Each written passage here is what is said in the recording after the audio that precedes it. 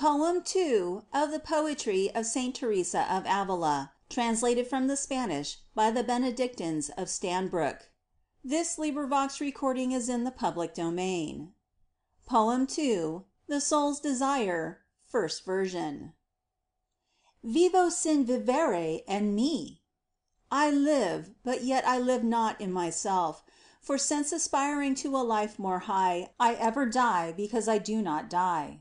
This mystic union of love divine, the bond whereby alone my soul doth live, hath made of God my captive, but to me true liberty of heart the while doth give. And yet my spirit is so sorely pained at gazing on my Lord by me enchained, that still I die because I do not die. Alas, how wearisome a waste is life, how hard a fate to bear! In exile here, fast locked in iron fetters lies my soul, a prisoner in earth's mournful dungeon drear. But yet the very hope of some relief doth wound my soul with such tormenting grief, that still I die because I do not die. No life so bitter, none so sad as mine, while exiled from my Lord my days are spent. For though to love be sweet, yet hope deferred is wearisome. From life's long banishment, O God, relieve me from this mournful freight, which crushes with a more than leaden weight, so that I die because I do not die. I live, since death must surely come at last. Upon that hope alone my trust I build. For when this mortal life shall die, at length, my longings then will wholly be fulfilled. Come, death, come, bring life's certainty to me. O tarry thou no more, I wait for thee, and ever die because I do not die. Behold, how strong to master us is love. Molest me, life, no more. Wouldst thou attain thine end, lose thou thyself, for by that loss alone canst thou the life eternal gain. Come, gentle death, sweet death, do thou delay no moment longer that most welcome day, whereon I die because I do not die. We do but dream we live in earthly life. Our sole true life is that of heaven on high. Nor can existence any true delight confer until this mortal life shall die. O death, I pray thee, shun me not in scorn, for life to me is but a death forlorn, wherein I die because I do not die. Say, life, what is there I can do for him, my God, who in my heart his home doth make, except supremer joy in him attain by forfeiture of thee for his dear sake?